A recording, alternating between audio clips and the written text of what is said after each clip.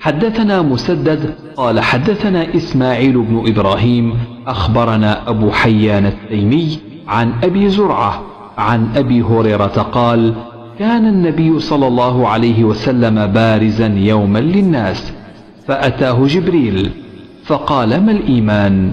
قال: الإيمان أن تؤمن بالله وملائكته وبلقائه ورسله وتؤمن بالبعث. قال: ما الإسلام؟ قال: الإسلام أن تعبد الله ولا تشرك به، وتقيم الصلاة وتؤدي الزكاة المفروضة وتصوم رمضان. قال: ما الإحسان؟ قال: أن تعبد الله كأنك تراه، فإن لم تكن تراه فإنه يراك. قال: متى الساعة؟ قال: ما المسؤول عنها بأعلم من السائل، وسأخبرك عن أشراطها: إذا ولدت الأمة ربها، وإذا تطاول رعاة الإبل البهم في البنيان، في 5 لا يعلمهن إلا الله. ثم تلا النبي صلى الله عليه وسلم: إن الله عنده علم الساعة الآية.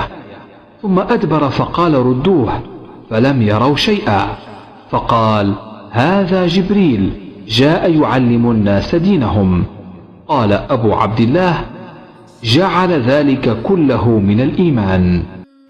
باب ایمان، اسلام، احسان اور قیامت کے علم کے بارے میں حضرت جبریل کے سوالات نبی صلی اللہ علیہ وسلم سے۔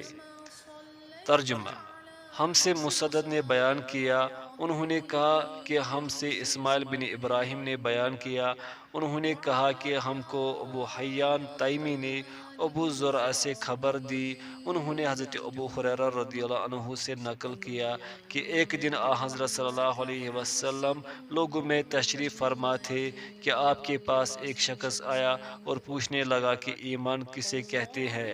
آپ صلی اللہ علیہ وسلم نے فرمایا کہ ایمان یہ ہے کہ تم اللہ پاک کے وجود اور اس کی وحدانیت پر ایمان لاؤ، اور اس کے فرشتوں کے وجود پر، اور اس اللہ کی ملاقات کے برحق ہونے پر، اور اس کے رسولوں کے برحق ہونے پر، اور مرنے کے بعد دوبارہ اٹھنے پر ایمان لاؤ۔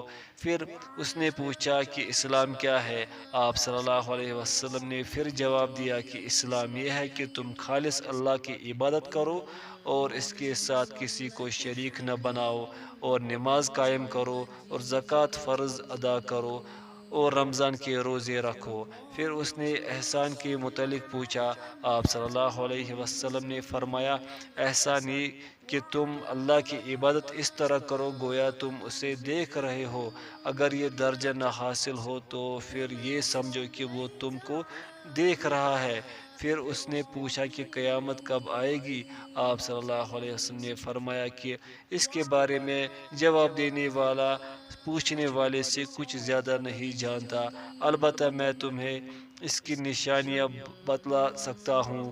وہ یہ ہے کہ جب لونڈی اپنے آقا کو جنے گی، اور جب سیاہ اونٹوں کے چرانے والے دیہاتی لوگ ترقی کرتے کرتے مکانات کی تعمیر میں ایک دوسرے سے بازی لے جانے کی کوشش کریں گے۔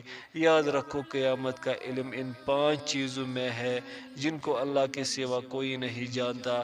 پھر آپ نے یہ آیت پڑھی کہ اللہ ہی کو قیامت کا علم ہے کہ وہ کب آئے گی، آخر آیت تک۔ پھر وہ پوچھنے والا پیٹھ پھیر کر جانے لگا۔ آپ نے فرمایا کہ اسے واپس بلا کر لاؤ۔ لوگ دوڑ پڑے مگر وہ کہیں نظر نہیں آیا۔ آپ صلی اللہ علیہ وسلم نے فرمایا کہ وہ جبریل تھے جو لوگوں کو ان کا دین سکھانے آئے تھے۔ امام ابو عبداللہ بخاری فرماتے ہیں کہ حضرت صلی اللہ علیہ وسلم نے ان تمام باتوں کو ایمان ہی قرار دیا ہے۔